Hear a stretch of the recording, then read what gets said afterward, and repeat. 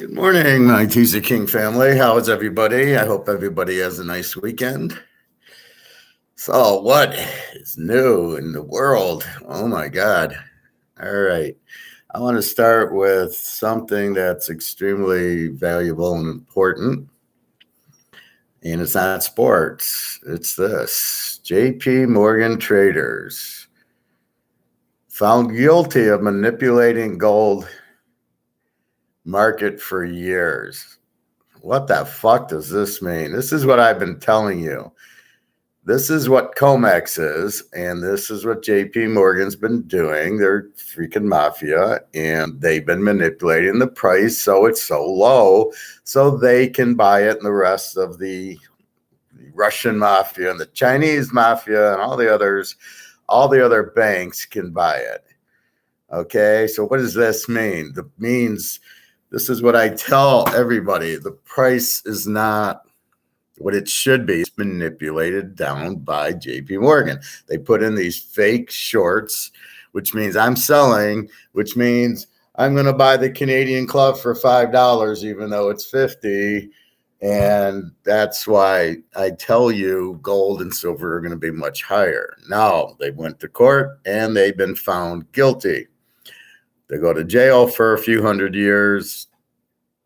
Then what happens? Is anybody else going to do this price fixing? I doubt it. But what's happening now is margin call, right? They're liquidating. They're doing a fire sale. All these derivatives that they've held for years and years and years, they are dumping. That's why the price is down. It's not free market. This is what I talk about. This is Austrian economics in its purest form is pure market, is free market. That's what this is. That is not free market. A lot of things are not free market. The value of the dollar is not free market. It's falling. They print. The question you ask is why do they want to crumble the currency? It's just because they're freaking idiots. They don't understand. If you want to be China and you're in a communist country and basically enslave your people, well, that's what you're doing. So that's why I talk gold and silver. That's our freedom. That's our way out of this mess. That this is a country where JP Morgan can manipulate gold is ridiculous. Now, who's behind this? George Soros. You've got the government, this Pelosi idiot, these governors, the senators, the Congress, everybody that's manipulating insider trading by understanding what the Fed's going to do, and they go buy stocks or they buy gold or they buy whatever. They make a lot of money on this. That's why they do it. But when you have the people in control doing it, that's a big problem, and you're not using the market. And whenever you don't use the market, it's always a mess. And that's what's happening now. The market is not involved, but that's where it's headed. And watching my economist show yesterday, and the guy saying this Basel III, and I don't want to get too technical because I know this is a sports audience, but they made a rule now that you have to make a contract with physical gold. All these JP Morgans were without physical gold. It was just the paper. So now that's changed the scope.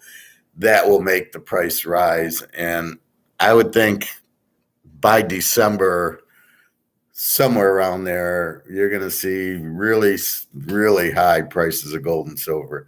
I think it'll start happening the end of September, apparently, like the third quarter is when things start kicking up.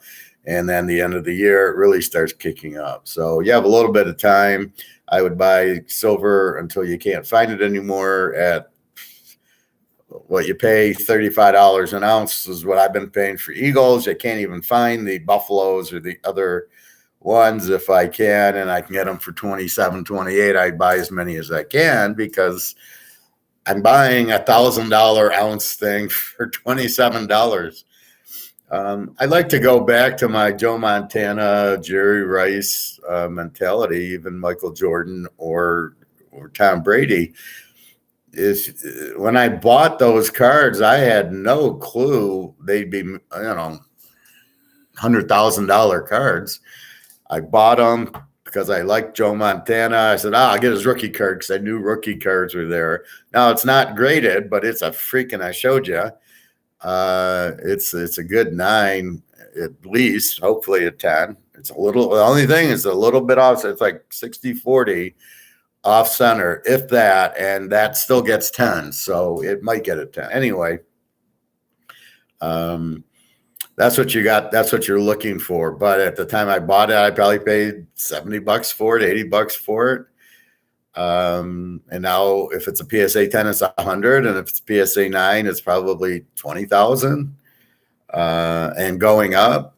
So anyway, keep that in mind. So when you're looking at gold, do you really want to own a Joe Montana rookie card, or is it easier to own gold? Well, it's easier to own gold. And the biggest questions I get is, well, how do I get rid of it? Well, it's the same as if you own a $500,000 house. Are you asking, how do you get rid of it? Or you stumbled onto a Picasso that your grandfather gave you and it's worth $1 million. Are you questioning, how do I get rid of it? You go to an auction, you sell it. Gold, you go to a coin store, you go on eBay and you sell it. It's just another asset. It's not like the only one.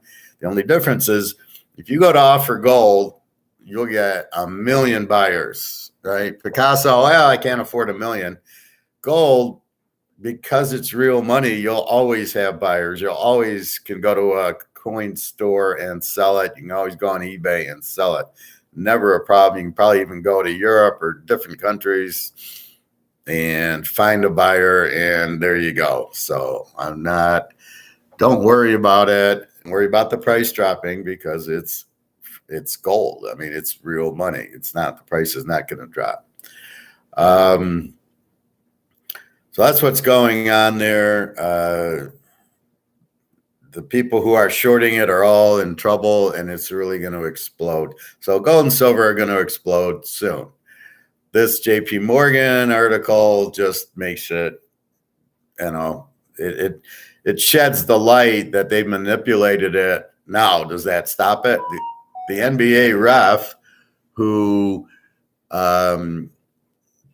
cheated on fixed the games, does he sit there? So do the games still get fixed? Probably. I would think so. Good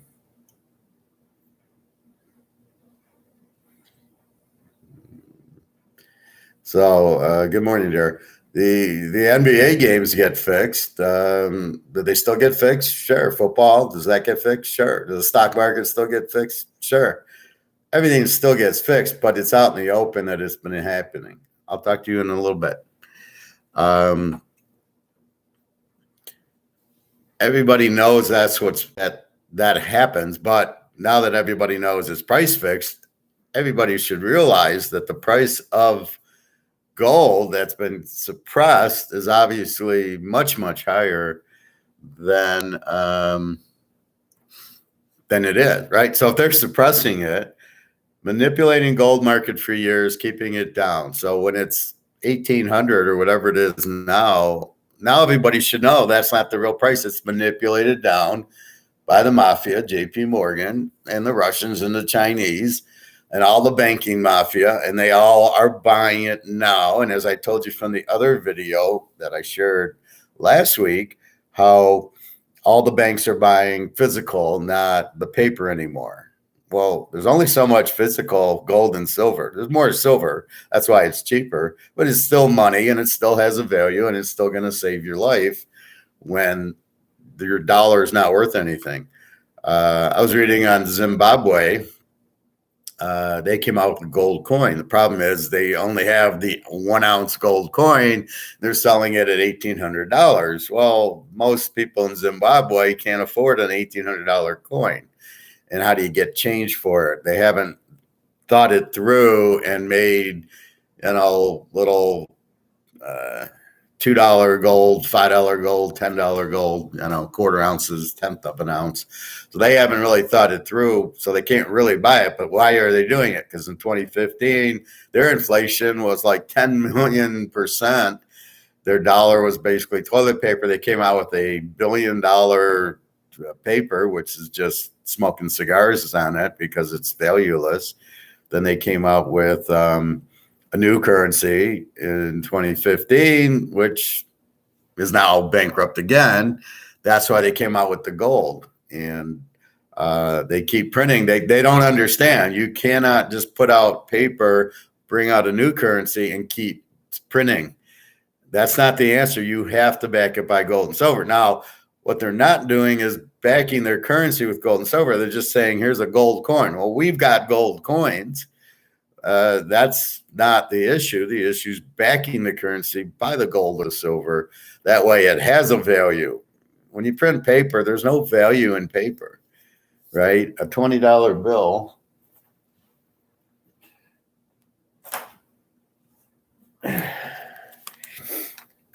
All right, this bill is worthless.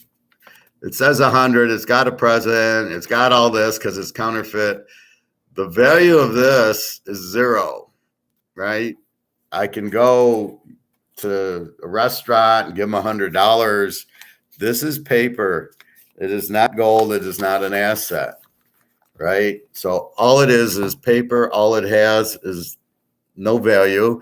They put 100 on it.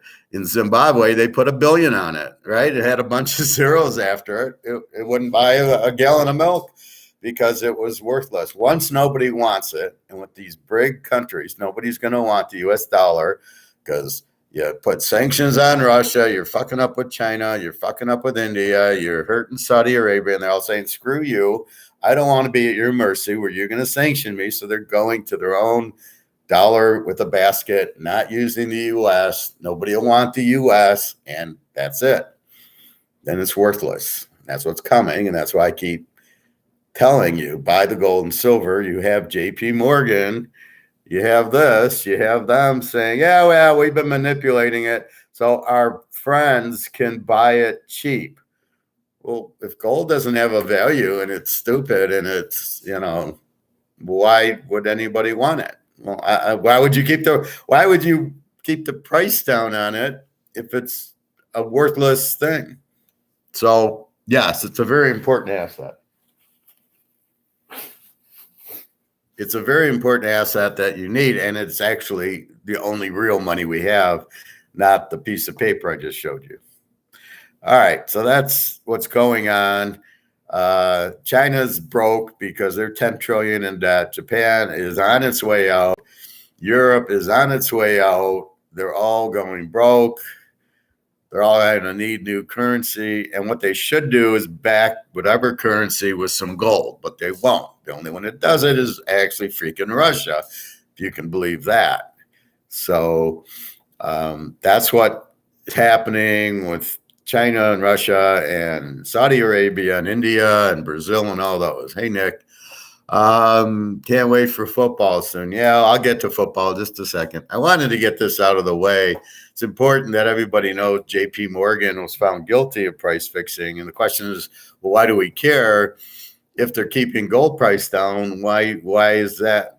Well, gold must be important if J.P. Morgan's guys are going to jail for life because they've been manipulating the price of gold down. Well, why? If it's nothing, I want Bitcoin. You don't see them manipulating the price of Bitcoin. I mean, so why would they manipulate gold if it's a non-entity, if it's nothing, if it's stupid, if it has no value? You don't make. I love the argument. You don't get interest on it. No, I don't get interest on it. I don't get interested on the Joe Montana rookie card, but for some reason, the freaking card goes from about 2,000 to 100,000. But I don't get interest on it. Do I really give a shit? If I have a Picasso, am I worried about the interest or the value of it going from 1 million to 5 million? Do I care? You don't care about interest if you got an asset that the value is going to the moon, and that's what you have in gold and silver. You're not buying it for the interest. You're buying it because it's better than the U.S. dollar or any dollar because it's all paper, and B, it's going to go up in value also. But keep in mind, you're buying money. If you were buying Canadian dollars, you don't expect them to jump, but gold will jump, and it's going to jump soon, and that's all I'm saying. Okay. Now, let's go to football. I did an analysis. Picked up a couple of Silver Eagles for 12-hour spot. 12-hour spot's a good price, so you pay 32. I pay 35. He's been 35 for a while. I'm fine with it. He keeps thinking it's expensive, and I laugh at him and I go, it's not expensive. It's $1,000 an ounce coin that you're selling to me for 35. How is that expensive? And this JP Morgan shows it. So good for you, Nick. Very smart. Just go keep them in your safe and just keep collecting them because they're going to be worth at least $1,000 an ounce soon, and if not more. And whatever gold you can get your hands on, even if it's a quarter ounce, it's going to be at least somewhere in the $50,000 neighborhood. And it's going to be more because it won't be priced in US dollars anymore. It'll be priced in whatever currency. So don't worry about that. I heard that question. Well, what if the US dollar crumbles? What will my gold still have a value? Your gold will be worth so much because it'll be priced in the new value. So I'm thinking what happens is my $100 bill. Okay, so you destroyed this. It's now worth about $5. Right? I can go to Target and buy milk and bread with it. What they'll do, they'll come out with a new currency, and they'll say, give me the 100 and I'm going to give you $20. That's what's going to happen. You're not going to be able to go to the bank and get this money out. If you have 10,000 of this in the bank, you're going to go to the bank and say, well, we revalued your account. You only have 2,000 in it. If you can get the money out. Well, I want my 10,000. Sorry, we don't have it because we don't need to have reserves of your money. You're giving us money. We're spending it. We don't have this in a little box said Teaser King. Here's your $20,000 or $50,000. We don't have it in a box. It's gone. As soon as you bring it in, it's gone. We're giving you, it's like Social Security. We're giving you somebody else's money. So if you think your money's safe in the bank, you're crazy. You won't get it out. And then the value's dropping anyway with inflation. And then, so to buy gold is a no-brainer. You can't lose. Like what Nick just did, you can't lose. At worst case, he goes back, I need that $32, and he goes back to the store and they maybe give him 30 because they want their little cut. Or he goes on eBay and sells it for 35. Either way, he's fine. He's there. Good morning, Sean. Nice to see you. And Georgia, you missed last year. We did so much with Georgia under, and we had Georgia over Alabama. So check the history page, but everything's there. Anyway, so that's what happens. You go to the bank, they won't have it. Or what I was saying. So Nick can't lose, right? He's got the silver. If he just waits about 6 more months, it'll be worth $500. And then he goes on eBay and sells it. He goes back to the coin store and they'll give him $4.90. And he's like, hey, I paid $32. Thanks for the $4.90. Or he goes to the grocery store and he says, you know what? I need milk, eggs, and bread. And I'm going to give you, instead of going to gold and having that's worth so much, he goes to silver and he can get it. And as I've already explained, I went to my restaurant, my barbecue restaurant. Right now, the meal comes to about $30. I take out a silver eagle. I said, can I pay for dinner with this? He's like, not a problem. Nick offered to buy the year from me with silver. And I said, fine, I'll be glad to take the value of the silver as payment of the picks. Not a problem. Happy to do that. So, yes, I recognize it. Georgia under, baby. And this year it's probably going to be similar. And the same Clemson under is going to be our bitch. Okay, so let's get to college football. We've talked money many times on the show, and I'm happy to explain it. Now, Sean, I know you're new. Thank you for the email. I appreciate it. And I guarantee you, and you can ask Nick, I am very honest. I'm not here to scam anybody. I'm here to make everybody money, which I did a lot last year. And if I didn't, Nick wouldn't be here. He'd go, this guy's a scammer. He cheats, he lies. But Nick's still here because he realizes that I am very honest and very, This is my passion. This is what I excel in. So you'll understand that, Sean, but feel free to ask questions, comments. And like I said, I'm sorry something bad happened to you, but that's not going to happen here. You're going to walk away not only with money, but turning it into gold and silver, and you'll be living comfortably either in Costa Rica or Portugal. Those are the two hot cities where we should move because it's low taxes, it's safe, and it's, because the U.S. is turning bad. Georgia fan, though, went to Clay Helton's junior Georgia Southern triple option to spread passing. Yeah, I saw that. It's going to be hard for them right away. We're big Georgia fans here, too. We kind of hate Alabama. We think they're overvalued, and we think they're fixed like J.P. Morgan. But we are very open here, Sean. If we find a good bet, we bet it. If we stay away, we stay away.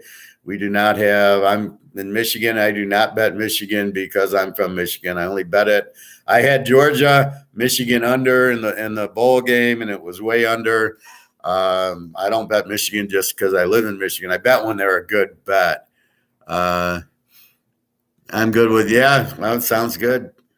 You're welcome, Sean. So, Sean, this is a live. I do this live so you can ask questions. Nick asked. I got other people, my Canadian friends. So please, if you have a question that you're like, well, how do you do this or that? I explain them in my videos, but I'm happy to walk you through it here. So what I've done, as I promised, I went through my little book, which has all of last year's stats, team by team, and I've come up with the balanced offenses, and then I was trying to think of defenses. So let's go through them.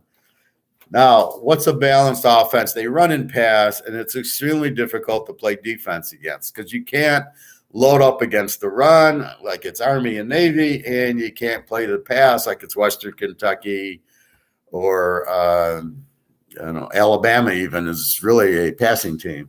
So I'm going to go through the teams. There's a lot of them. So for an example, Tulsa ran for 192 and passed for 250. And you go, well, why didn't they do better? Well, there's still the defense, and there was a lot of turnovers. So even though they're balanced, if their quarterback sucks and he turns the ball, throws over a lot of interceptions, the yards look nice. It's all about the points, and it's all about, their defense. So that's why you might not. A good example was Texas. Texas ran for 207 yards, threw for 225, extremely balanced. Played Oklahoma a 50-point game, 100-point game, 50 scoring 50 on them, but they didn't win that much because their defense sucked and they turned it over a lot. So this is what I'm looking at. UCF, 200 yards rushing, 200 yards passing. Now the key, this is last year. So the key I'm looking for is the quarterback, is the quarterback back and is the stud running back, like Central Michigan. They have both back. So I'm going to not get into the yards with you. I'm just going to read you the teams. Tulsa, UCF. Clemson was 170 running, passing, and 190 running. So in effect, they were balanced, but they were a weak balance. They weren't really like Ohio State. Now, this is ridiculous. They ran for 180 and threw for 380, and I'm calling it balanced because they ran for 180. So they're running for almost 200 yards a game, and they're passing for almost 400. But it's balanced because they do run for 180. So it's a little bit skewed that way. But Baylor, 220 running, 203 passing. Beautiful. And their running back, I saw him in the stats yesterday, Baylor, on I can't remember the team, but it's amazing. I was reading an article on somebody who drafted one of these, who got a free agent on one of these guys, and he ran for like 14. It's like they don't draft running backs. They're out of their freaking minds. That's the key to football now. If you can run the ball, you can win. And if you just pass, you're not going to win. Look at the Kansas City Chiefs couldn't run because Chocolate Eclair got hurt, and what happened? They barely beat Buffalo and couldn't beat Cincinnati because they couldn't run the clock. You got to run the ball, and it's just amazing. And all these running backs that I keep telling you about, 1,500 yards. They got from Central Michigan, 1,700 yards. You think he's going to get drafted, but do you think he's a good running back? Okay, here we go. Tulsa, UCF, Clemson, Florida State, Louisville, mostly was their quarterback running, but okay. North Carolina, Virginia Tech, Baylor, Oklahoma State, TCU, Texas, Michigan, Ohio State, UAB. Now, here's their sleepers that me and Nick like. UAB, UTSA, Texas San Antonio, BYU, Buffalo was 195, 213. Kent State, 250, 250. So here's Kent State. Nobody knows anything about them. The line's totally ridiculous. If they play a weak defense, and look at this offense, 250 yards rushing and 250 yards passing. And they're very competitive in MAC. Now, in MAC, they're going to do this. If they played Alabama or Michigan, don't expect it, but do expect them to score, move the ball. Ohio, Central Michigan, Toledo, Western Michigan, Oregon State, we all know, Arizona State, 191, 194. So they were okay, but not the level of an Ohio State or an Oregon State or Baylor. UCLA, 215, 226, and both are back. Thompson Robinson, the quarterback, and the guy from Michigan, Charbonnet, is back as runner. And they're doing 215, 226. Good luck, USC, stopping this team. Good luck, Utah, stopping it. And here's Utah, 216 and 214. This is why these teams are winning. They have a little bit of a defense, although against Ohio State, they didn't look like they did. But most of their conference, this is beautiful. And Rison's now here, going to be here the full year. Florida, 208, 254 is a lot of the quarterback running. He's gone, so we'll see. Now, Georgia, 191, 252. So they ran for 191 and passed for 252 with an All-American tight end. Cook ran a lot. They've replaced him, not a problem.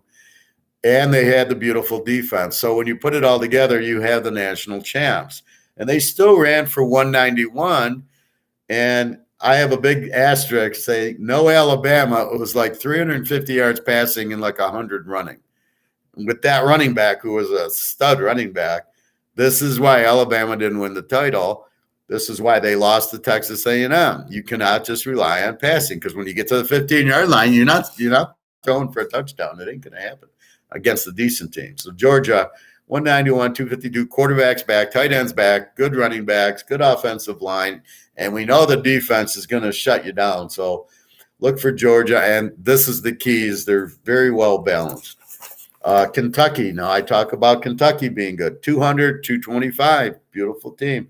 Tennessee, very strong over. 217, 257. And my Arkansas, 227 and 214.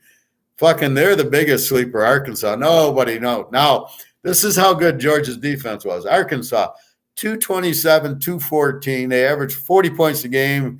Georgia plays them 31-0. Georgia wins. How do you shut out this team with this quarterback and these running backs and these stats and Georgia? That's how I know Georgia's defense. When they shut out Arkansas, I said, that's it. This is the best defense I've ever seen. And they're right up there with the Steelers in the 70s. San Diego State, now they're an under team, good defense. They did do a 174, 170, so they're balanced. That's why they're on the list, but they're not strong. App State, now we go to Sun Belt, 192, 250. Coastal Carolina, our buddy McCall. Listen to this, 228 running, 265 passing. This is why Coastal Carolina, we bet them. This is why they're right in contention with App State to win the Sun Belt. When you can see stats like this, how the hell are you going to stop them? And they open up against my Army team, so I'm really crushed, but I don't know what to do in that game. I do not like betting against Army, but this is, here you go. Look at this offense. Georgia State, 226, 161. Lou Lafayette. Now, the only reason I put Lou Lafayette down, and they were, 187, 217, had Levi Lewis, who's gone. He should show up in the pros, but they're not smart enough because he's too small, but he was big enough in college, which you're playing the same players in college that you do in the pros. But I'm showing it as what Florida is going to bring. 187, 217, but a lot of the 187 was Levi Lewis, the quarterback, running. So this is what you're going to get in Florida. And if that's all he got with Levi Lewis in the Sun Belt, he's not going to get a whole lot in SEC play. So I'm really loving the Utah game, Nick. This is after Levi Lewis was there 3 years. He's got a new quarterback. What's he going to do? Now, here's a surprise. Ole Miss, 217, 274. I'm not surprised they passed, but I'm surprised they ran for 217. And A&M was 183, 208. So if you just look at these stats, you pretty much have your bets pretty much lined up. Okay, there's Alabama, Ohio State, Michigan. Here's where you bet UAB, UTSA, BYU, Kent State, Ohio. Now, the trick is, what happened? Did we get a new coach? Did we get a new quarterback? Did we get a new running back? Now, the running backs, to me, are the easiest to replace because you pick up 5, 6 running backs. It's pretty much the blocking scheme. It's pretty much you can replace them. At Ohio State, apparently, you can replace the quarterbacks like nothing. So, again, it goes to new quarterback and new coach. So if the coach is not changed, then you pretty much know what you're going to get. An example is Central Michigan. They got the coach who was at Colorado State lighting it up, goes to Florida, and he sucks at Florida, and they boo him out of there. And now he's back to Central Michigan, which is more his level. And again, he's starting to light it up. So now we know the coach, but we know he's got his limit. He can't handle. He should never went to Florida, but he made the money. But now he's at Central, and they're very dominant offensively, but not defensively. Basically what he had at Colorado State. Sean, App State versus North Carolina, App State +3 and Boone. Yeah, I like App. Well, we talk teasers here, Sean, so it's going to be +9. And, yeah, App State is better than North Carolina, and with this balanced offense and the quarterback, fine. Andrew, Dodgers, Padres, 2-game parlay. I haven't looked at baseball yet, Andrew, so bear with me. We're talking football. And no Canadian football and no Maple Leafs. But we got to see who Toronto's pitching today. You didn't take Toronto, huh? Dodgers, Padres. Okay. So those are your offense. Balanced offense is the key, right? And it's the key in the pros. And I'm going to be doing a pro one too. So those are your offensive teams. So you go, wow, they're going to be hard to stop. So you're looking for a Baylor against Kansas, against a weak defensive team, Missouri. But you don't want to fuck with Oklahoma State. That's going to be a tease the dog game. That's going to be a close game. So what you're looking for now are the weak defenses. So now I get to balanced defenses. Well, I couldn't really – I started doing, Cincinnati did this and that, and they held their – and I said – and as I started going into it, I said, you know what, screw it. It's going to be total yards. So I'm just looking at total yards are A's and total yards are Z's. What does that mean? So I looked at it. Oklahoma State, with that offense, gave up 297 yards a game. So now I'm really getting my A teams this way, right? So I look at Oklahoma State. I look at what they did offensively. Balanced, 186 run, 232. But then I look at their defense, 297. You telling me this team that was not in the playoff? Are you kidding me? This is a very strong Baylor team. Baylor, on the other hand, gave up 345. So, and when I started, I go, oh, that's pretty good, 345. And then I got to Oak State at 297. You want to know who the number one was? And it wasn't Georgia. Hard to believe. It was Wisconsin, 239. And yet they still lost because of the turnovers, because they didn't have a quarterback. And if you notice, they're not on my balance sheet. They're a good running team with no passing. So they're not complete. So they are an under team. No quarterback, they run, and a great defense. That's a perfect under team. They were the number one in yards, but you can see that doesn't get you. But who was number two? Georgia gave up 268 yards a game was it. Now, on the other end of it, the worst team was Duke, gave up 517 yards. How the hell does Georgia give up 268 in the same game, football? Duke gives up 517 and Georgia gives up 268. It's crazy. So that's how strong Georgia was. So our under threes, there was only 5. Minnesota 278, Wisconsin 239. Now they play each other, so if Wisconsin can't really score, it makes Minnesota look a little better. And then my Air Force 296 and Oak State 297. Those were the only 5 under 300 defenses. Those you do not want to fuck with.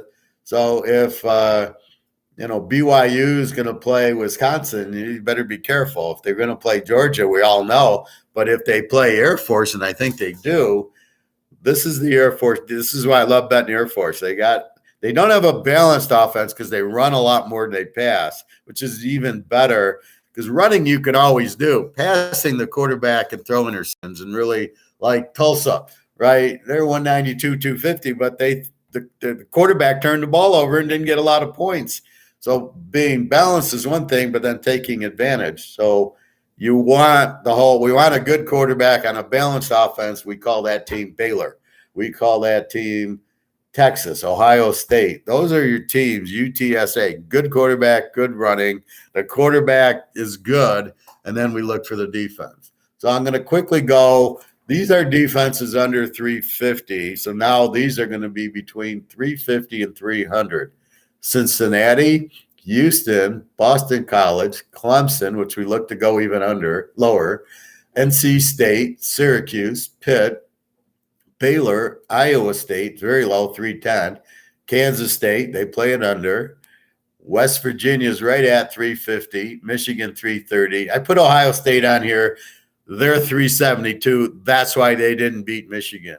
They're probably normally about 310 to 320. And look for that 372 on Ohio State to go down. But I did want to put it on here because we know what their offense does. But when their defense is that, then they're an over team. But when their defense is tweaked down like Oklahoma State's, then they're an A team. Ohio State, Penn State, Iowa, 328. I thought would be a little lower. UAB. So what do I notice? I got UAB on the offensive side, and I got UAB on the defensive side. This is why they won their league. UTEP, not UTSA, the Army, my Army, Liberty, Toledo, Western, the Air Force, Fresno State. Now, we know what their offense, but they're not balanced. That's why they didn't get it. They throw for like 350 and they run for like 100. So they're not balanced, but they're so good throwing. And then here's their defense, 347. It's okay. San Diego State, we know is an under. Washington, Arizona State, Utah's 341, Kentucky 340, Lou Lafayette 334, Troy 337. Now, Alabama does make this list, of course, at 304, Mississippi State 344, A&M 327, App State 347, and here's Coastal Carolina 339. So they make both good lists. That's how strong. And then we're going to do our last list, which is a weak defensive team. So we're just looking at the yards given up. And I've already told you Duke is 517. So let's go. USF, South Florida, 470. I'm not going to read the numbers. Duke, Georgia Tech, Virginia, Kansas, TCU, Texas. Here you go. Texas, so strong. 207 rushing yards, 225 passing. Balanced offense, but look at their defense, 425, a perfect over team. They're going to score on you because you don't know what to do, and their defense sucks. So that's why the Oklahoma-Texas game always ends up being 100 points. That's how you lock. You go, fuck, that's a lot. The over-under 60, they're going to get over that easy, and that's how you have your locks when you see that with the right line. Michigan State, very good quarterback, receiver. They had a great running back, but their defense, 441. Northwestern, now you know what Northwestern's usually a very good defensive team. Charlotte, that's not Coastal Carolina, it's Charlotte. That's Reynolds. They're an over team. Florida International, Rice, who we're going to bet heavily against. Western Kentucky, Connecticut. Here's the Z teams, right? Rice, Connecticut, New Mexico State, UMass, Akron. All of them are Z teams. They can't stop a high school team. Kent, Ohio, Eastern Michigan. So now you're hearing a lot of these MAC schools, They score a lot, but they give up a lot. Northern Illinois, Hawaii, terrible defense. Now here is the better teams, but they're not good, but the better guys. Stanford, Missouri, Vanderbilt's a Z team, Ole Miss, Georgia Southern, Arkansas State gives up 505 yards a game. Are you kidding me? And I thought they were on the other side. No, they used to be. Now their coach and quarterback went to Utah State. Texas State and Louisiana Monroe. So all your Z teams are there. So it all comes back. They're a Z team because they have a weak defense. They give up a lot of yards. It all makes sense. The better teams have the real strong defenses. That's why they're A teams. And then but I got Alabama, who's all pass, and I got Fresno State, who's all pass. But that's not what I want. I want UCLA, Utah, Oregon, or Baylor, Oklahoma State, Michigan, UTSA, BYU. That's what I want. I want Kent State, 250, 250. That tells you now, that's last year. But if the coach is there, we see what the coach gets it. He needs balance. That's what he wants. That's how you win. That's how you score in the red zone. That's how you score all over the field.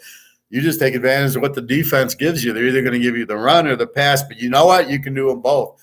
A lot of teams, these passing teams cannot run. Alabama can run, but a lot of these, like Western Kentucky, great passing team, but if they face the team that put pressure on them, they can't run the ball. So you have that. So you have to understand. That's who I want to bet on. I want to bet on this balanced offense list who are also on the A defense. That's who I'm betting. And you're looking for UTSA or UAB because the line isn't fixed. Isn't like JP Morgan, right? It's Alabama's line goes from 7 to 14 just because, well, everybody will bet Alabama because most people are stupid. They don't know how to bet. They just sit there and they go, well, Alabama, Ohio State, Notre Dame. I'm going to bet Notre Dame, Michigan, USC. I'm in Vegas on a Saturday, and what do I see? Here's all the USC, UCLA money comes rolling in. What's going on? Why is the line moving up 3 points? Well, the California people just drove in, and they're all going to bet USC and UCLA. So the line moves 5 points for no reason, just because they're there, and they're going to bet USC, UCLA. You can't bet emotionally, and you can't bet your home team just because. Now, if there's a good reason to bet you, if UCLA or Utah's playing Stanford with that defense, they're going to light it up. Okay, I get it. But if they're playing Ohio State, I'm not going to fuck around. I'll play it over, but I'm not fucking around trying to. Oh, they'll beat Ohio State, they'll beat Georgia, they'll beat Alabama. It's not going to happen. So that's what we're looking for is the market. We're looking for the true market. That's why I make my own lines. So the Toledos, the Western Michigans, the Central, we're looking for them against weaker defenses or just over because we can see a lot of them like Kent. Kent's a Z team. They don't have an offense. Oh, no. Yeah, Kent. Okay, so they get 500 yards offense, 250 running, 250 passing. But they give up 500 yards on defense. What an over team.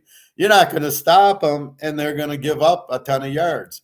Who knows that, right? Who is betting over on the Kent games?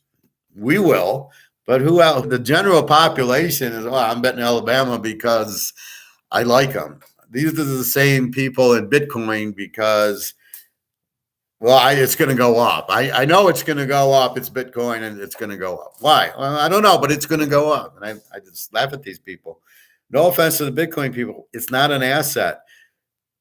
When the dollar goes down, Bitcoin doesn't go up. Bitcoin has no relevance to the dollar. Gold will go up because it's an asset. If Bitcoin was an asset, I would say yes. If it was a stock, I would say, okay, their earnings are good, but they don't have earnings.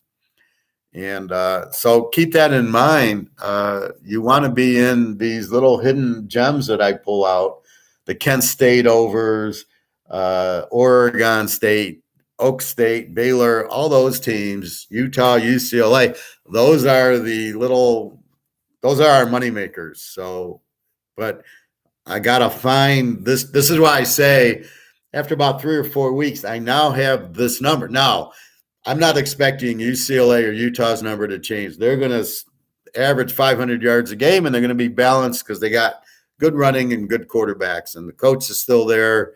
And we know how the UCLA coach is, and we know how the Utah coach is. They're going to score and score and score, and that's fine. That's what we want, consistency. We can see from the history. We're going to bet them over. We're going to win. We just don't bet them over if they're playing Georgia or Clemson. So you got to be careful who they're playing. But if they're playing a weaker defensive team, they're just gonna score 60 points. Sean, Georgia Southern has a chance to hire Coastal Carolina's coach, passed and paid for it. Well, here's my dilemma with: is it the coach or is it McCall? Is it Belichick or was it Brady? And as we can see, it looks like it was Brady. He went to Tampa, win the Super Bowl without Brady. What's New England doing? Nothing. They missed the playoffs, and they went to the playoffs and got murdered by Buffalo last year. It wasn't Belichick. So if he was the coach of the Lions, I wouldn't expect the Lions to do any better because he doesn't have a quarterback, he doesn't have a defense, and you've seen what New England guys do when they go when they get moved. They're probably pretty smart, but it's all Brady. Brady won them all the Super Bowls because he wouldn't give up, and he'd win them at the end, and they'd win by a field goal. They come back against Atlanta. It had nothing to do with Belichick. It was all Brady. Brady doesn't want to lose. Brady goes to Tampa with nothing, no talent, some wide receivers, and all of a sudden all his buddies come. Gronk comes, Fontenot comes. The defense turns it up because I've heard if you don't have a good quarterback, the defense doesn't play because we don't have a chance to win. But as soon as you present the defense you stop them, we'll win. The will to win is the stronger of the elements. With Brady on your team, the defense turns it up because if we can stop them, we're going to win. And that's what happens. And that's why all of a sudden Tampa's defense killed Rodgers in that playoff game and killed Drew Brees. And guess what? Tampa went on and wins the Super Bowl. Without Brady, they don't win crap. They don't even make the playoffs. With Brady, boom, all of a sudden they win the Super Bowl. Belichick, nothing. So if Coastal Carolina's coach goes, is it Coastal Carolina or is the fact he's got McCall? I think it's because of McCall. We'll have to see when he doesn't have McCall what kind of coach he is. But that's the key, is the coach. Look at Miami's coach. He didn't start Van Dyke. He started De'Aaron King last year. When they went 1-2, they lost to Alabama, Michigan State, barely beat App State. Then he switches to Van Dyke and go on a roll, and all of a sudden they score 45 points a game, but he gets fired because he had a bad record. Here comes Cristobal. Now, will Cristobal be smart enough to leave Van Dyke alone, leave the offense alone, and just shore up the defense and make Miami an A team, and we'll bet him to win instead of betting him over? If he still has trouble with the defense, we'll just bet him over. If he fucks around with Van Dyke, we'll kill the guy because he'll take away one of our strongest over teams, Miami. So that's why I don't know about the coach. Very, very iffy. I will post week 0's games this week and probably week 1 games in the middle of next week or by next weekend. I like to post early, although I hear the Wake Forest quarterback is, suspended. They weren't playing anybody week 1, but we'll see what the backup is. And you see, is it a system like Ohio State and Alabama where anybody can come, or is it really Hartman made the quarterback? I think Van Dyke made it, not Miami's system. So we'll see, but I will post those early. I already have a good idea who I am picking in that. Now, Sean, when I do it, you buy the picks, you get a password. You go in, there's purchase picks. There's all these tabs on my site, www.teaserking.com. You go in, there's a history page. You can see what I did. Then you go into purchase picks. So you pick what you want. It's on PayPal, and then you get a password. And then with the password, you go into this week's picks. and it'll show you the picks. Now, I put them in teaser form, but you don't need to keep them in teaser form. In other words, teaser form is 2 games. So I'm giving you Georgia, I'm giving you Miami, maybe it's Miami over, and then I'm putting in units, and I'm saying bet this is a 5-unit play, this is a 10-unit play. If I give you a lock, it might be a 15-unit play. When I really love the game, it's a 25-unit play. My lock in the NBA Finals was Golden State in Game 2 was a 50-unit lock, and it won by 50 points, and everybody here made some money on it. So keep that in mind that normally a good lock this early will be maybe 10 to 15 units later on in the year. Like my Ohio State Utah Rose Bowl over lock was like 25 units. So keep that in mind as I get more information and I understand and I know what I'm looking for in the teams, the yards, the points. What do I have? How's the quarterback? Then I discovered Kent State last year or, Baylor, and then we bet Baylor all the way. But I know what I'm looking for. So you'll be able to see that. That's as simple as it is. So week 1's games, I already know pretty much who I like. I'm just giving it a week in case there's something funny that happens. My week runs Monday night, it ends and it goes. So it'd be like Tuesday morning to the following Monday night. You pay for a week. Those are the games you get. You pay for the month. It doesn't matter. You're going to get 4 weeks of that. And if you pay for the whole year, you just get one password and you just keep pumping it in and you get that week's games. I'll email you when I see a real good game Sunday night in college. UCLA's playing Utah and the over-under is 58. And I'm going to say, hey, that's a lock before it hits 65 by the end of the week. So the early lines come out. Reminds me of a JP Morgan fix where their buddies are betting. And then but it's released to the public. But how many people on Sunday are all watching pros? They're not looking at it, except for me. So preseason, I don't bet preseason because I'm not going to bet scrubs. However, I did look at the lineup. Ritter on Atlanta. He looked okay. Didn't look great. I was on the radio coming back from swim, so I didn't hear. I knew Cincinnati scored late to win on a 20-yard pass on 4th and 9, but I didn't see it. So was it a good pass or a lucky pass? I don't know. He looked okay. He ran a little bit. He didn't do much at Cincinnati, so I'm not really that high on him. And again, this is against the Lions, and it was their 3rd string out there mostly. So he looked good against the Lions, which doesn't really mean anything. I'm looking for the backup quarterbacks and the running back. So I saw Baylor, the kid from Oregon State. I don't remember the team. He's a really good running back. I'll keep my eye open for these other ones. The Utah running back, the Baylor running back, Oak State. Some of these running backs who had 1,500 yards who moved on, those should be playing on Sunday. The one kid, Sensori McCormick from UTSA, ran for 1,600 yards. Great receiver out of the backfield. As a running back. And fucking Oakland drafts him, and then they put him on IR, sitting out the year. Jacobs really does a lot for you. The kid from Alabama. I'd rather have this McCormick guy. He is like lightning, and he's extremely hard to tackle. So this is why Oakland doesn't play well, because they don't do that. Anyway, so preseason, we're looking. I go through the box scores. I'm not expecting, maybe Brady plays a series like Goff played a series. If I was the Lions, I'd have played him the whole game because your backup sucks. So he needs work. He's terrible.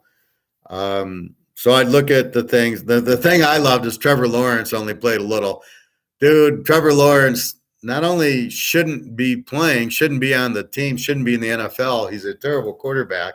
And for them to play him like 2 series, are you insane? This guy sucks. This guy, if you're seriously going to use him, he should be playing 3 quarters. He needs work. He needs to understand how to read a defense. This guy's terrible.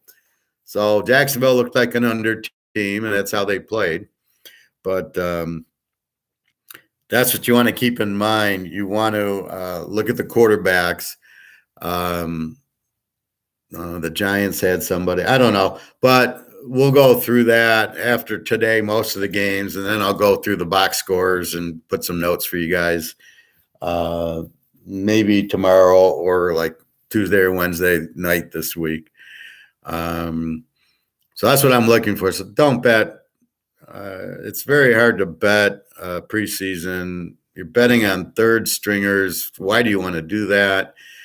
We're here to make money, not necessarily for the action.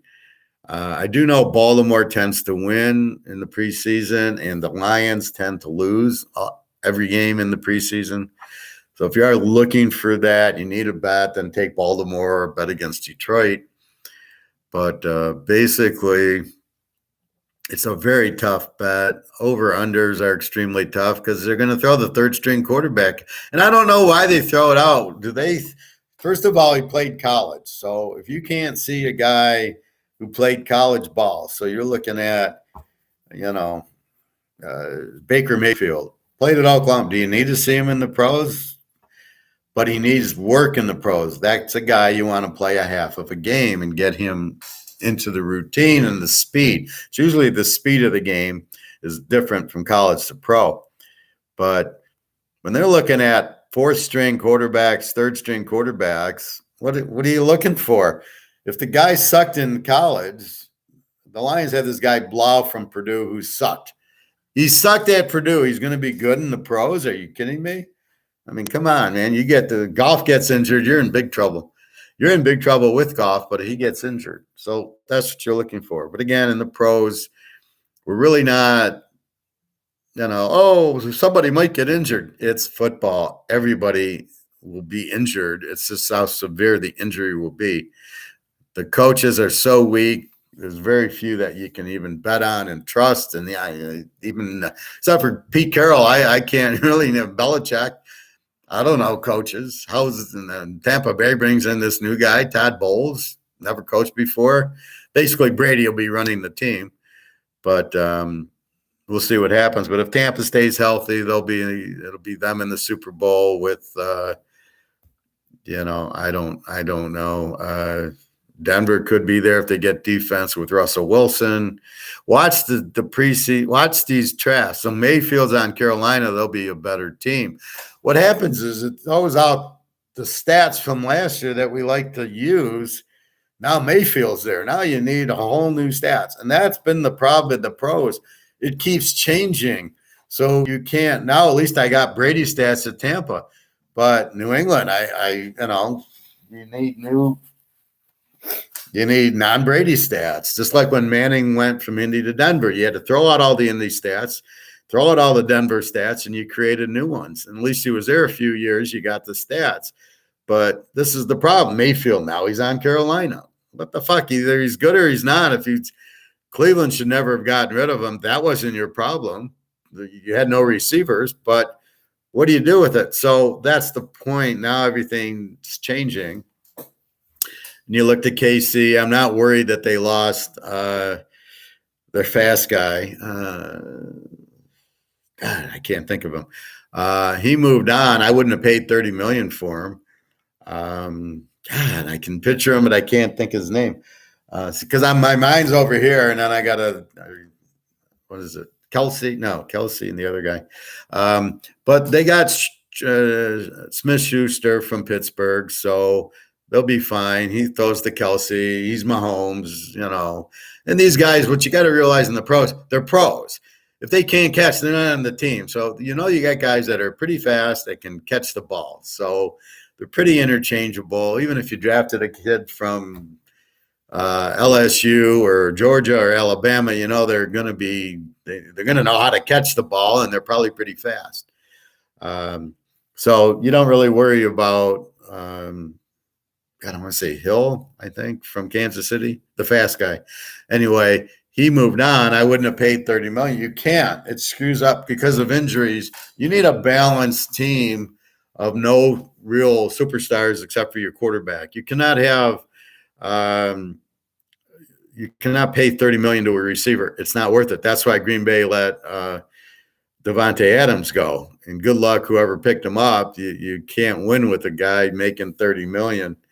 Look at the Bears with Mac. I mean, they didn't win because you got to pay all. You can't get the players around them that are any good because you're paying one guy 30 and you got a salary cap, so you're not going to pay.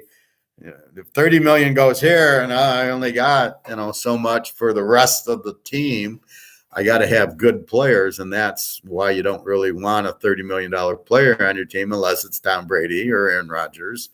That's it. Because these GMs aren't smart enough to know who to pick. They're not in my class. I know talent. I can see it. That's why we win in college. I can pick up Van Dyke and Rising and Thompson Brown and UCLA. I can pick those guys up and say, these guys have talent. These GMs and the pros can't do that. I don't know. Or they're playing these stupid games, but, let's draft an offensive lineman. Yeah, that gets you far. The Lions draft an offensive lineman in the first round, and they win 2 games a year. Maybe that's probably not the right thing to do. Hey, Don, good morning.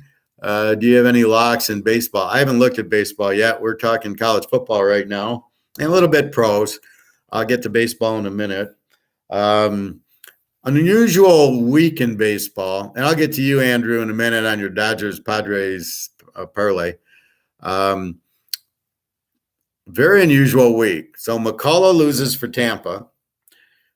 Verlander didn't take the loss, but Houston lost with him. Scherzer lost last night with the Mets, and Alcantara for Miami, their 2.0 pitcher lost. So all 4 of the studs lost, which is very rare, but it happens because it's 162 fucking games and it goes for 6 months, and they can't be sharp every time they play. But I'll tell you one thing. In baseball, this 5-day rest and 100 pitch count, so nobody gets injured. There's sure a lot of injuries with the pitchers with 5 days rest and 100 pitch count. That's why I think it's all bullshit. If I'm managing a team, if I take over the Tigers, and believe me, if I took over the Tigers, they'd go to the World Series because I know what to look for in all sports. This is the key. I want a good defense, and I want my team would have 5 300 hitters, right? None of this. You look at the Tigers roster and you wonder why they don't win. They got 5 guys who hit under 210 on it. If I'm the GM, goodbye. Go back to Little League. You're not playing. This is Major League Baseball. Sorry, if you don't hit 250 unless you're Bert Campaneris or Gary Templeton or who was that shortstop on the Cardinals?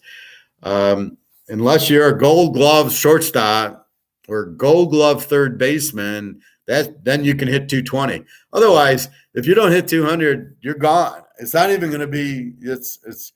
I better have 4 300 hitters, and I better have a couple of good RBI guys on my team. Because guess what? When it's second and third, I need a guy who can get a hit, not a walk, and I need a guy who can hit in the clutch and not drive in the runs. Those are my players. That's the trouble with half these teams, except for Cleveland, I hear, has like 4 280 hitters. I was shocked. The Yankees, we know what they got. We know why they're in first place. It's very simple. And they have the pitching. The Tigers don't have starting pitching. They got a great bullpen, but who cares? You don't get there because you're losing every time.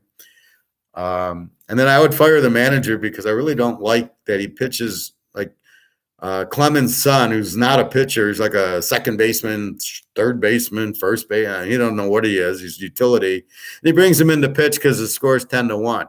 That's minor league in my mind. And I would fire the manager for doing that. You're disrespecting the game. You should have a pitcher. God knows your pitchers need work.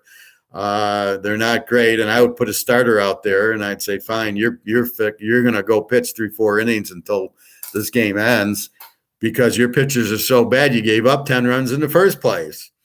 So this minor league crap, I'd fire the manager in a heartbeat. He's not serious, disrespectful. It's like the guys who sit out the bowl games. I would never draft the guy who's the guy from Michigan, the safety, Peppers. He sits out the bowl game. Yeah, he's had a great career in New York. Does he even play anymore? You know, the guy from Stanford who's on Charlotte. What's his name? McCaffrey. He's done. He's had a few good things, but he sits out all the time because he's always hurt. Oh, is he really hurt, or is he just sitting out another bowl game? So that's really the issue. So what right now college we're going to look at, okay, Utah's got their guys back. UCLA's got their guys. Ohio State, they got their guys back. That's our lead. Then we're going to look for the new guys. Who's the new Baylor, the new Oregon State? And then are the coaches fucking it up? In the pros, the problem is all the jumping. 11 new head coaches. All these quarterback the Mayfield movements. You got my man. Oh, come on, Russell Wilson. Now he's on Denver. Okay, no, I can't bet Denver. I got to see what Denver does. Seattle doesn't have Russell Wilson. They got nobody. They'll be lucky to score 10 points a game. Cousins is back. Rodgers is back. I don't know who Chicago has. So you got to get used to that. And then whatchamacallit goes from Houston to Cleveland, but now he's on suspension. What's this? The Clemson guy, Deshaun Jackson, or Deshaun Watson. He goes Cleveland, but he's suspended. I look at Cleveland's backups; they're in big trouble. So again, the quarterback's the key. That's really where our unders come in. Is a bad quarterback like a Jacksonville, like Miami, the Jets. So that's what we look for. Anyway, we have the foundation. So this is what separates me as the Austrian economist telling you what's to look for, why you buy gold, because the value of the dollar is going. Most people don't understand it. They think, well, prices are up. It's because the dollar is worth less. It takes more dollars to buy it. It's not prices are up. Okay, that's the key there. The key in college, I just gave you the college keys, right? The balanced offense, the A to Z teams, the weak defenses, good quarterbacks. So I know what to look for. That's why we win here. And then it's money management. And money management is taking your bankroll, is what you can afford to lose. So if it's 5,000, 10,000, I know with mine, it's a little confusing because I'm buying gold, and gold is not part of my bankroll. But if I need to sell it, I'd get the money for it. But so you figure out your bankroll, and then it's like 1/10 in the beginning. The goal here, this is like we're buying gold. This is an investment. This isn't gambling. We're not gambling. We're going to do it just like you do a stock, or just like you buy. Well, I wish it was as easy as buying gold and silver, but basically the goal is to increase your bankroll, period. If it's 5,000, you're trying to get it to 10. That's the goal. And every week you're trying to increase it. We're looking for the bets that will increase it. What I do in teasers, I'll find a team like Georgia under, and I'll put them in 2 or 3 teasers, because we don't want to bet 2 teasers for the same price. We have to go 4-0, which is extremely difficult, even for me. I'll probably go 3-1 most weeks. So I'm trying to find the best one. I'm trying to bet the one for the smaller amount, and then the others for the bigger amount. Win one for 100, lose one for 50, and we make $50 minus whatever the juice is. So that's what I'm doing. If you don't like the teasers I put in the picks, just look at them like baseball. I'm giving you the game, right? I'm taking Georgia under. I'm taking Miami over. They might be in the same teaser. They might be in different teasers. But if you don't like the team I put it with, if you want to put Georgia under with Baylor, and I don't have Baylor in that teaser, put it in the teaser. I'm just really giving you the picks like I'm doing in baseball. But because I do teasers, I feel, and I don't know if I'm right, I'm giving you the teaser. I'm giving you both sides. Here's the teaser. It's worth 7 units. Whatever your unit could be, $10 or $100. Then bet, close to it, or whatever your 7-unit bet might be. $100 might be $50. So that's what I'm giving you. So if you want to move it and say, well, I really, Nick does this a lot. I like, Miami. Okay, well, here's the lock is Georgia. Okay, so I'm going to put Georgia, Miami. I might not even play Miami, or I might have it smaller, but he likes it. So put it with the lock. I mean, that's perfectly fine. I'm just trying to feed you the lock is the most confident. Like Georgia under last year, I think we locked it 11 times. We won it 10. And they were locks 10 times and we won them. So when I find it, I hammer it. Okay, with that, I know I have some baseball. Well, let's look at Andrew. Dodger Padre two-team teaser or two-team pearl. I wish we could tease baseball. We would take it from 7-1. Like the over-under in the Atlanta-Miami game, 7.5. Let's go over 1.5. That would be wonderful. All right. You want Padres-Dodgers, so I'll go there first. The Padres. San Diego. They're playing Washington.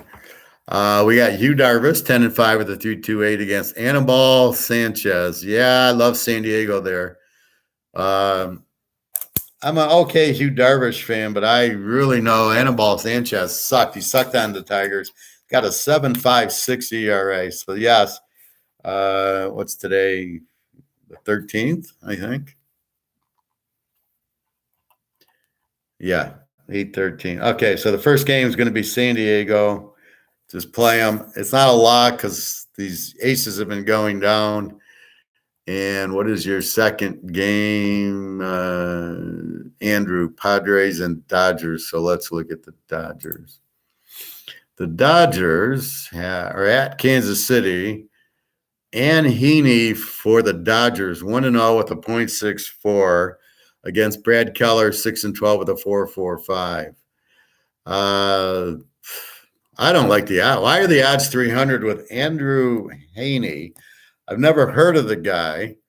Let me click in. Now, the ERA sounds good, but he's 1-0. Is he somebody that's new? And, I don't like these minor league superstars. That doesn't mean anything. 1-0. Pitching this year. He's pitched in 6 games, started them all, 1-1, 28 innings, 18 hits, 7 runs, 37 strikeouts and 10 walks. I don't like this. This guy, he gives up 6.4 ERA being accurate. Let me find you a better game than the Dodgers. I do like the Padres. All right, let's get into earlier action. Atlanta and Miami. We got a over under a 7.5. We got Kyle Mueller for Atlanta.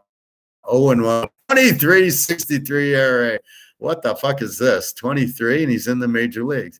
Against Miami, Lazzuto, 3-4 with a 3.29. Now, this Kyle Mueller, I don't know what to think.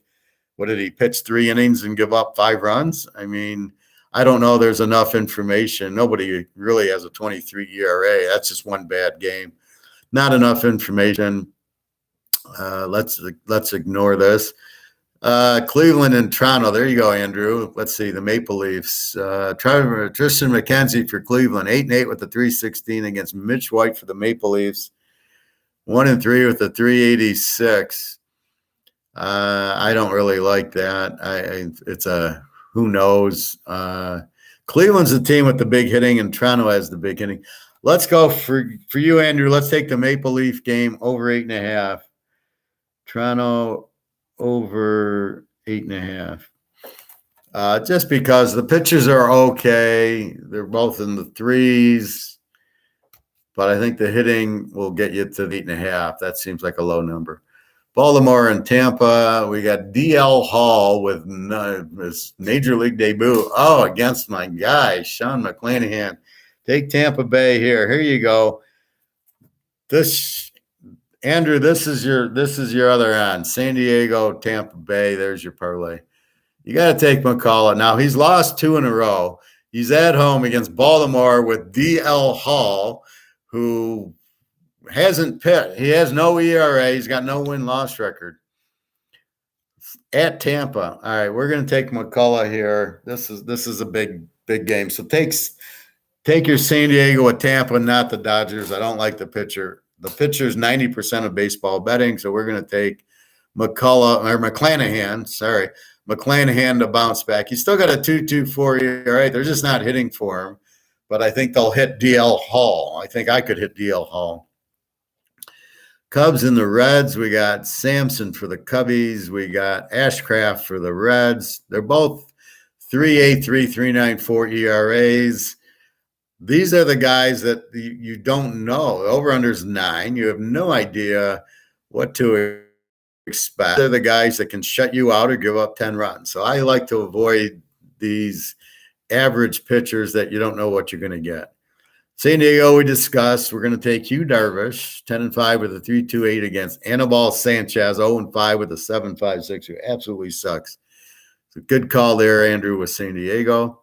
The Tigers and the White Sox. Aren't they playing Toronto? Oh, that was Cleveland. I'm sorry. The Tigers and the White Sox, over under 8. Matt Manning, 0-0 with a 2.25 ERA against Louis Gilato for the White Sox, 8-6 with the 4.91. I have no idea. Probably be an under because the Tigers can't hit. They can't score. Now it's discovered that their big guy, who's their big hitter? Cabrera has a bad knee, so he's probably not going to play for a while. They don't have any hitting at all. They're all a bunch of 200 hitters. This is a weak pitcher. You never know with the Tigers. I would say under 8. This Matt Manning, who knows? Another one of these minor league prospects. We've talked about the Dodgers. We're leaving that alone with KC. Oakland and Houston. Now, we like betting Houston. They're a very good team. Lance McCullers, now, what has he been injured? He has no ERA and nothing. Against Zach Lown for Oakland, 3-5, 4.79. Games in Houston. Houston, big, 73. It's funny. They're 73-41, and Oakland's 41-72. Houston should win the game, but with McCuller, who was a good pitcher, but is obviously hurt, so we need more info on him. I would think Houston wins the game, but I'm not going to – no. Here's where it's 162 games. How does Houston get up for Oakland? The pitcher, they'll give them 5 innings, and who knows what their bullpen will do. And Oakland, who knows?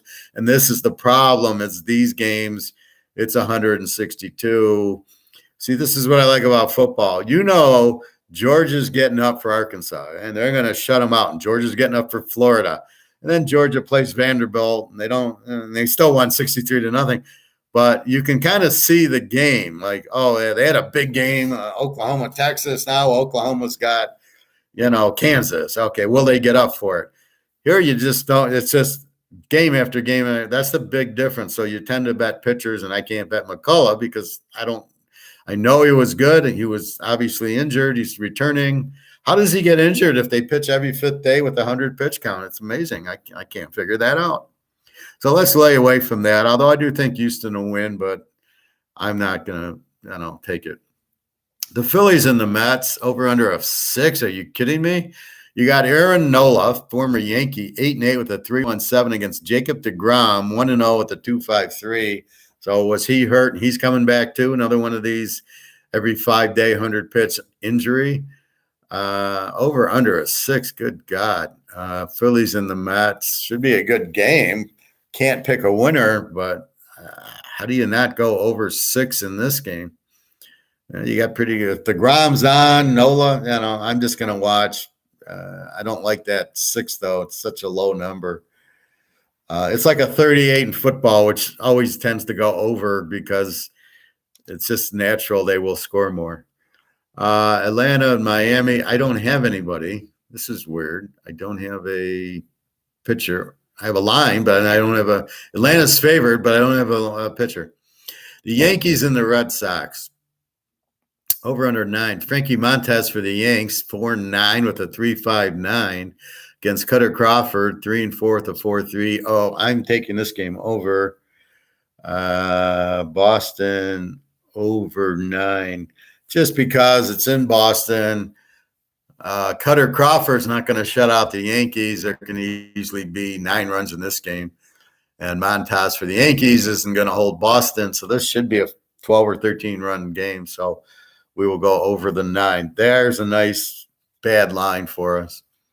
Seattle and Texas over under 8.5. We got Marco Gonzalez for Seattle, 7-11 with a 3.98 against Dane Dunning for Texas, 2-6 with the 4.04. I can't bet either pitcher. They both stink. This would seem to be an over, so let's go Texas over, and that would be 8.5. And that's just on the pretense of both pitchers are kind of bad and that both teams can hit. Milwaukee, St. Louis, the Battle of the Bear. Corbin Burns from Milwaukee, 8-5, 2.45. Andrew Wainwright, St. Louis, 8-8 with the 3.42.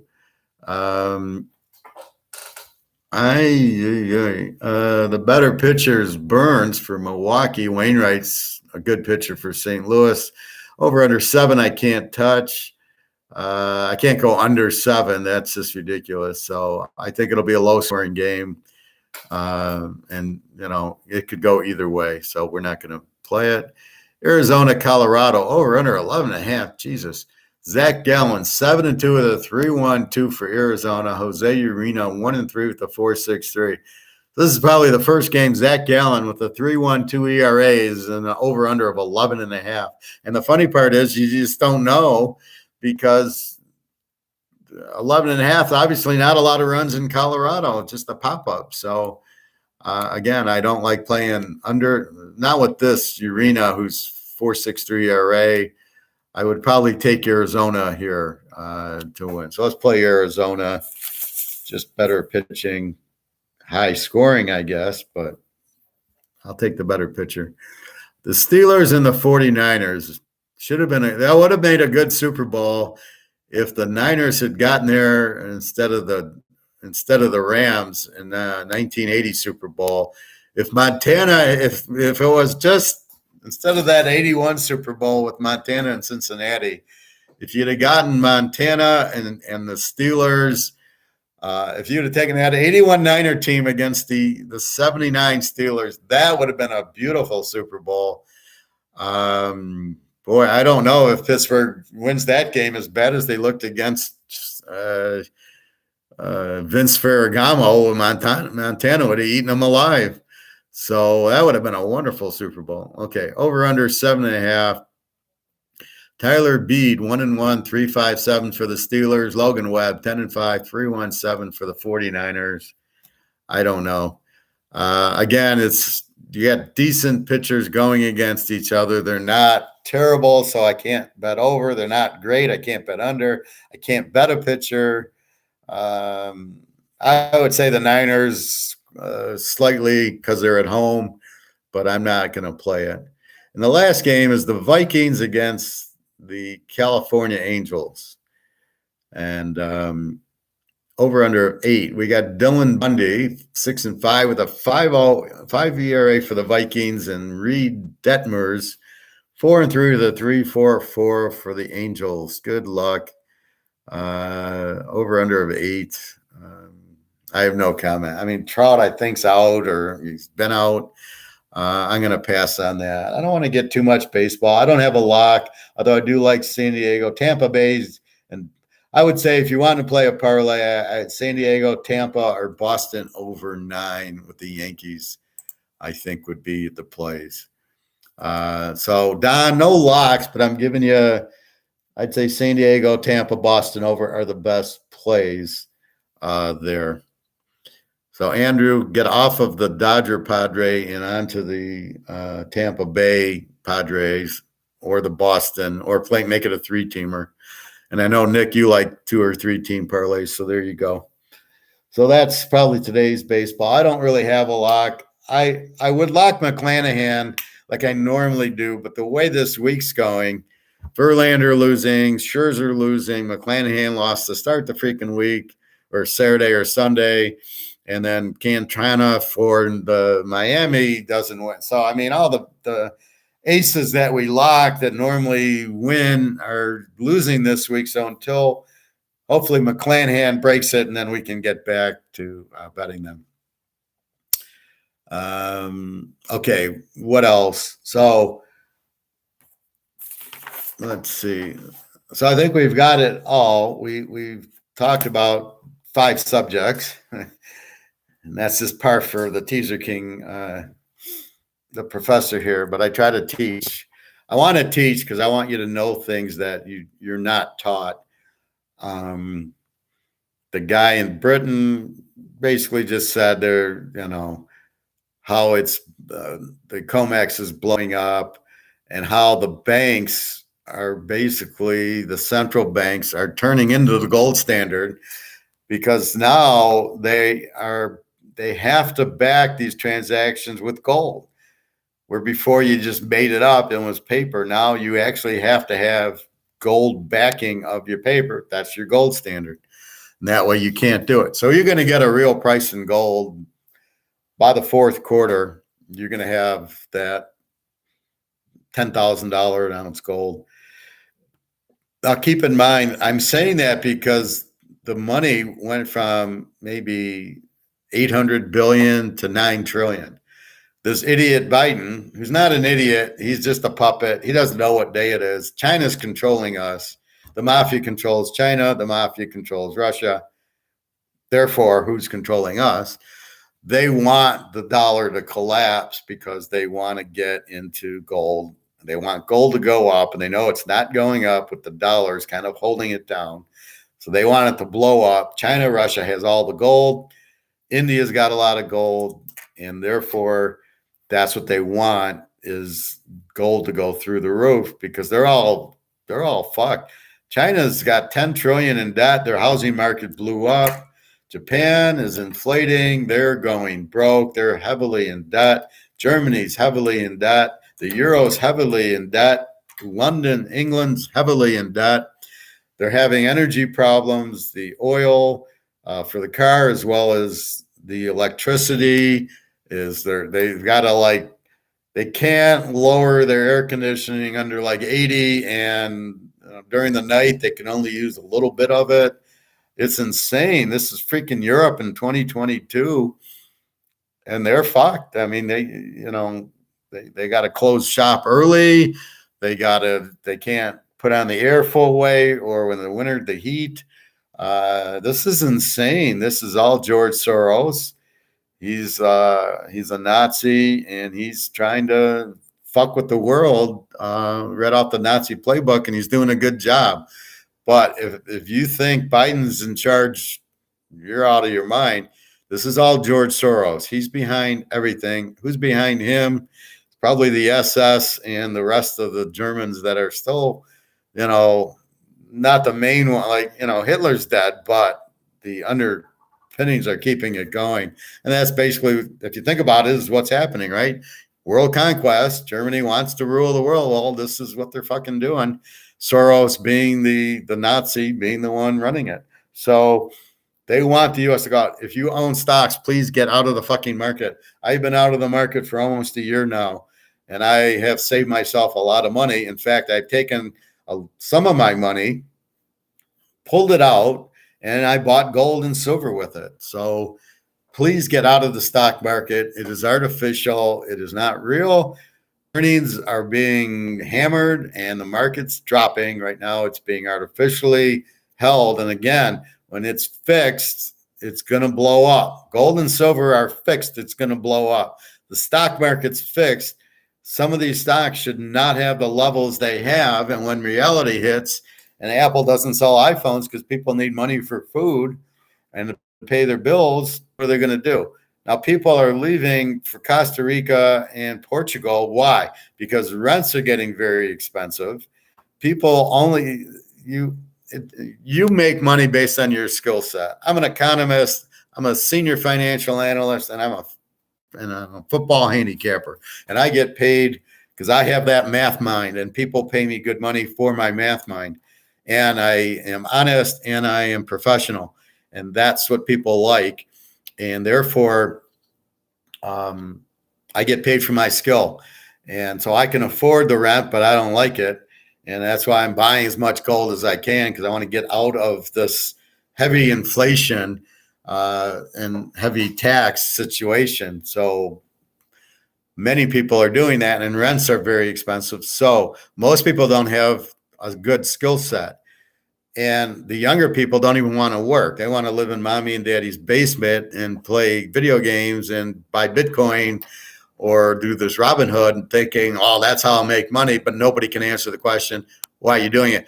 I just gave you many reasons to play the Padres and Tampa Bay and Toronto over and the Boston Yankee over. I gave you a lot of reasons why you should bet it. Then I gave you reasons why you shouldn't bet Detroit and Chicago. And if you can't give an explanation for something, you can't do it. Why would you invest in Apple when the phones are priced in an inflationary time when nobody's going to afford it? No, they might buy it now, but then I think sales are going to get crushed at $1,500. People don't have the money. Maybe it hasn't hit home yet, but their earnings are. Why are companies laying off? I would never buy GM or Ford. Who's going to afford a car? Who's going to get into buying a car now? People don't have that extra money. So the stocks are going to go down because they're based on earnings. As costs go up with inflation, they try to pass it on to the consumer. He says, no, I'm not paying $20 for steak. You got to lower the price. You start taking a loss. That's what happens. And then the companies start cutting back, don't hit their earnings numbers. And of course, the stocks go up. And then once people wake up from this, oh, I got to be in stocks to avoid inflation, to I got to be in gold and silver to avoid inflation. As my stocks are getting tanked and crushed, I better get out of the fucking stock market. Where do I put my money? And the only place is gold and silver. You can't put, or Mickey Mantle cards, as I say, Tom Brady cards. You need to find an asset. You can buy diamonds. You can buy Picassos. Any of that stuff is perfectly fine, but you want a real asset. If you already own your house from years ago at 200,000, went to 4, you're fine. Just keep the house, but it's going to go down to 200 because people are going to need to sell whatever they have that's an asset. And we're like trading places. We're Eddie Murphy and Dan Aykroyd. I'll take that and I'll buy this car. I have an ounce of gold. Because we're just going to wait for the storm to hit. And then when the storm hits and everybody starts freaking out because they buy gold and silver and the prices go through the roof and their money goes to nothing and they can't get it out of the bank, which I've been warning, get your money out of the bank, get your money out of the stock market. Been warning you. That's what is going to happen. You can see it happen in China. They won't let them people get their money out of the bank. They've closed the banks. So you're fucked. And then other countries, Greece and a lot of the other countries, Sri Lanka, you can't get your money. It's gone. The money's worthless anyway. So you got 50,000 in the bank. It's worth nothing. So this is my point. So as people realize that, they sell their assets, they sell their cars, they sell their houses. So that's why when you're in a selling frenzy, that's why the prices drop, because the market says, well, I'm going to sell whatever. I'm going to sell, my car. It's worth 20 grand. And the market's like, no, I don't think so. 10 grand. How about 5 grand? Yeah, that's what I'll buy it for. I'm not going to pay you 20 for it. I'm going to pay you 5. I got an ounce of gold. I can buy your nice, Mercedes that you paid 70 grand for it, that nobody has 70 grand to give you. I have an ounce of gold. I'll buy it from you. And that's that's why you need assets. You buy your Tom Brady rookie cards, hold a great value. Mantle, Jordan, anything that's in demand. So you got to realize the Jordan rookie will have demand. The U.S. dollar will not have demand. Nobody wants it. When nobody wants it, it has no value. It only has a value because it's the market, right? I can only sell for this if demand is here. If demand is here, I can't sell it here. I got to come down. That's what happened to oil. Oil, gas was $5 a gallon. Everybody said no. And then now it's down to like $3.75 in demand, that they've hit where the market is. But you've got to find this, which is your market. Now, Mickey Mantle, yes. Joe Montana, yes. Tom Brady, yes. But some of these guys, Lamar Jackson, it's like down here. They're like, no, nobody wants it. He's a bust. So that's what you have to understand. you've got to get things people want, and that's where the value comes from. That's why now you couldn't sell you couldn't sell a Josh Rosen football card. Nobody would give you $1 for it. Nobody wants it. He's not good. I thought he was okay, but he's not good, and therefore there's no demand. And you can only sell things to people where there's demand. You can't sell things if there is no demand, and that's what'll happen to the dollar. That's what I'm trying to warn you about as best I can, is the demand for the dollar is going away. The only reason there's demand because you had to settle and buy oil with US dollars, which has gone away because Saudi Arabia is now in bed with China, Russia, India, and those countries called the BRICS countries. I think it's BRICS. And they've got their own currency. Now Saudi Arabia says, yeah, you can buy oil in that. Russia, with all the oil, says, we don't want US dollars. And so China's kind of torn because they export everything. So they make everything. So they'll take US dollars, but they don't want them either. And they're realizing what's going on here. We're printing them. And when you print and print, like Zimbabwe, it has no value, or Germany in the 30s, where they're wallpapering their houses with money or $1 billion bill because it's worth 2 cents. So as soon as nobody wants it, there is no value. You can't sell something. You can only sell. Pure Austrian economics, is market economics, says I can only sell if there's demand. And that's why socialism doesn't work. Socialism said, well, we're going to make electric cars. Well, nobody wants one. You're not going to sell it. We want gas cars. Or I want a green shirt. But if you don't make green shirts and I want a green shirt, I'm not going to buy your yellow shirt. I don't want it. You can only sell what people with money are wanting to buy. That's the market. That's what you sell to.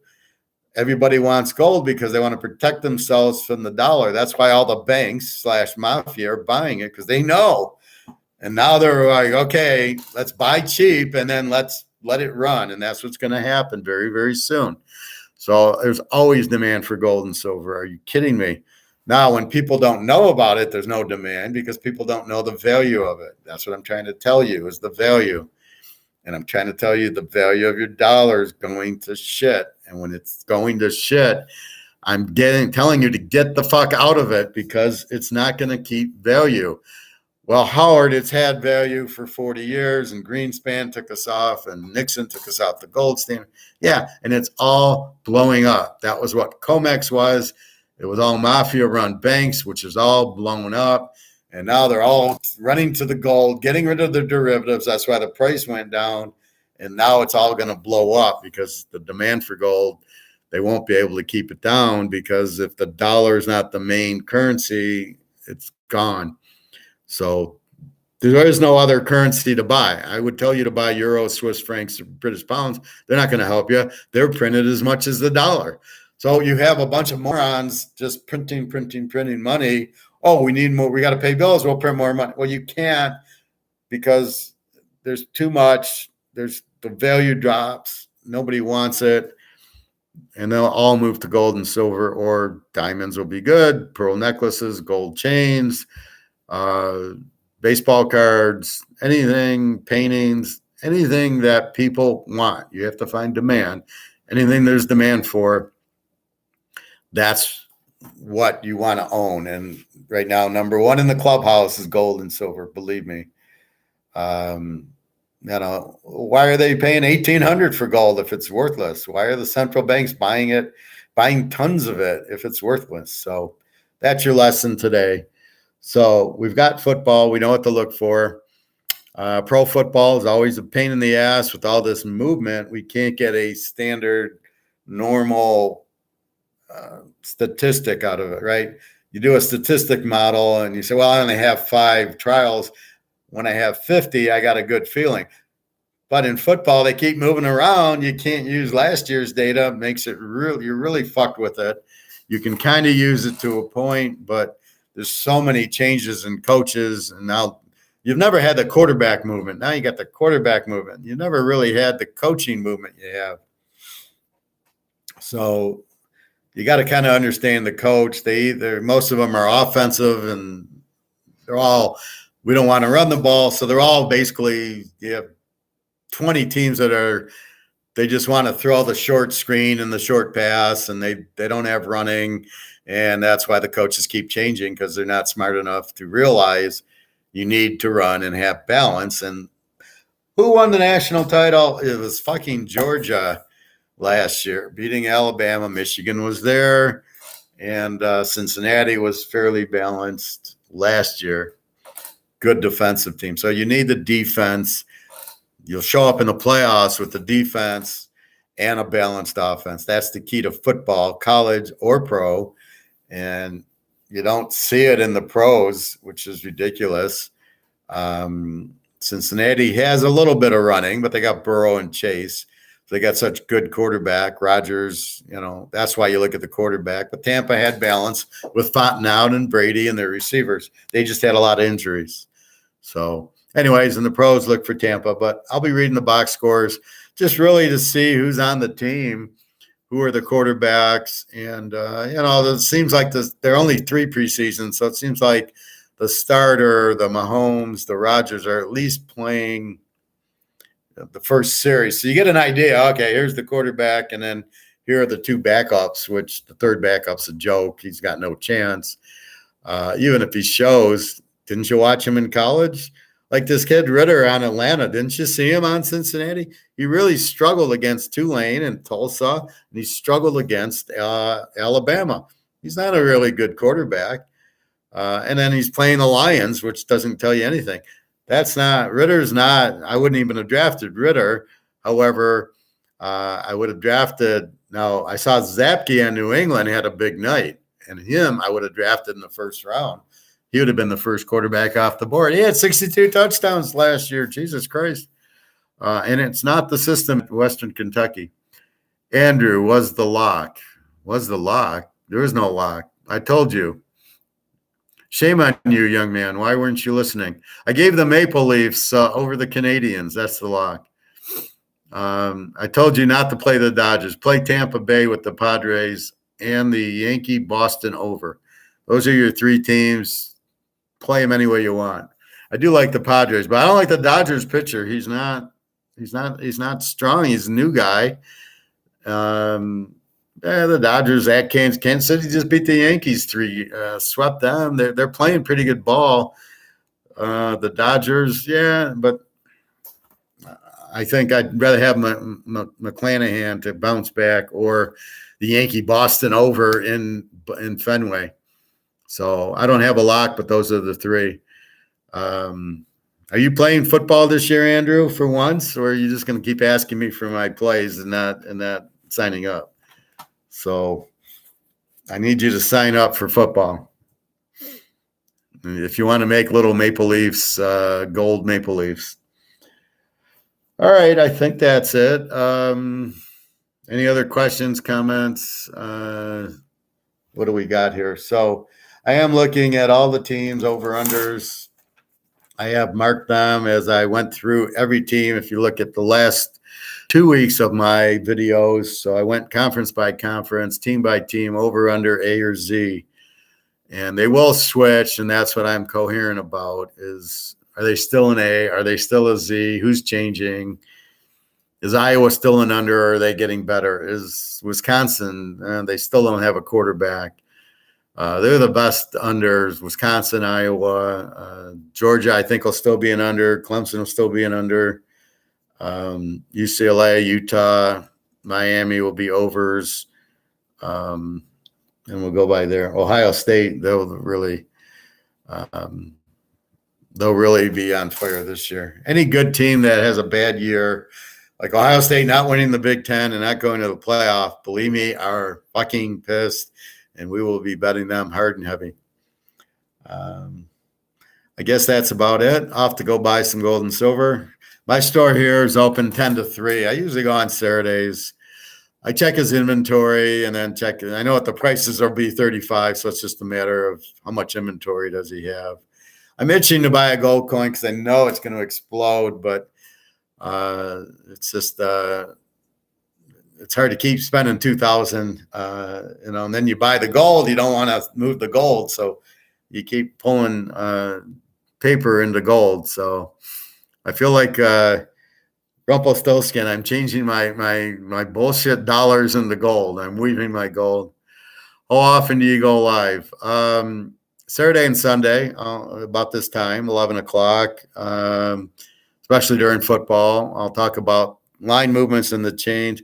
I'll probably do, during football season, probably a Tuesday show where I talk about what happened last week, and then usually a Thursday show to get ready for the week coming up. That's really the day, Thursday, and that'll be at night. That's like 6, 7 o'clock at night. And then usually Saturday and Sunday, I'm more or less talking about the line movements. I've already given the games on Thursday. Not all of them, and not what you're paying for. I'm just kind of glossing through some games, injuries, quarterbacks, rivalries, revenge games, and then I'm looking at what's going on. Oh, this team's an A or an under or an over, and then anything I've seen, like this JP Morgan thing, only in football. And then Saturday and Sunday is usually the line movement days. Okay, the Rams went from 5 to 8. Okay, what's going on? Or this game went from 5 to 2. This guy's injured. This guy's not playing. Brady's not playing, but we didn't know about it till Sunday morning. It was really rough with COVID when the guy would test, Sunday at 11 o'clock and he's out because of COVID. I still think they test for it, but it's really stupid. Nobody's ever gotten sick from it in the NFL or college.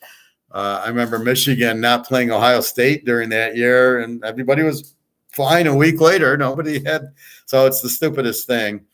I'm really just against the government telling me what to do. I think I can know what to do on my own. I don't really need the government.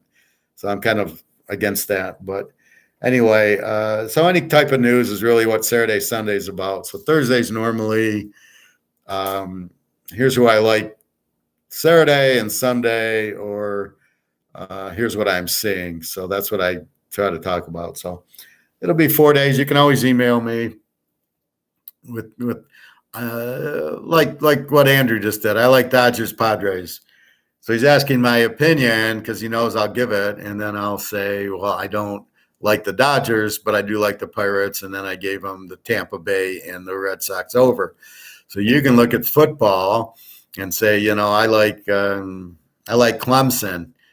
And I'll say, oh, yeah, I like them too, or I like them under, or there's injuries, or yes, play them, or you know what, I like Florida State instead, or I like Ohio State, don't play Clemson. That happens a lot. People will go off on their own and they'll look at a game that I don't even like, and then I'll say, well, don't play that one. Play Baylor instead. It's a better game. So that's what I tend to do. But if you buy my picks, you see my picks. And then if you like another one, you can ask, well, I want to play this and this.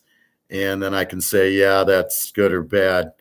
But in baseball, it's automatically, we're always betting Verlander and McCullough and Scherzer and sometimes Alcantara, sometimes not, looking at the matchup. But so I try to be on like probably Tuesdays and Thursdays, and then Saturdays, Sundays, just line movements and questions like an Andrew would have. Do you like Green Bay tonight? And I can say yes or no. But you don't know if I bet them, and you don't know my strategies, units, and locks and stuff like that. You're welcome, Sean, anytime. Feel free. Again, walk around my site, but you can see these guys here. They've been with me a while, and you'll make money with me. I can promise you that. I don't play games, and I'm here to help people, as that's why I'm telling you about JP Morgan and the college and everything else is really to educate, and that's how I view it. So that's why I'm the professor. Only I'm not robbing the Bank of Spain, unfortunately, but I would like to rob the Russians and get their 13,000 tons of gold, get on Putin's good side and take his gold. Anyway, that's it, I guess, unless there's any other questions or comments. So let me go through the baseball one more time. If I can find my sheet. Where did my sheet go? Here it is. All right, so real quick, baseball. San Diego, Toronto over 8.5, Tampa Bay with McClanahan, Boston and Yankees over 9 at Fenway, Texas over 8.5, and Arizona. I don't understand these 11.5s, but anyway, that's what we've got. Real quickly, balanced offenses. Probably the best one was Ohio State, 180 running and 380 passing, just unbelievable. Kent State at 250 each, and UCLA, Utah, Georgia's not bad, Kentucky, Arkansas, App State, Coastal Carolina is incredible, 228 and 265. And Alabama does not appear on my balance offense list. And then the best defenses are Oak State, 297, Minnesota, Wisconsin, Air Force, and of course, Georgia. And my worst defenses are Duke and Arkansas State, over 500 yards a game.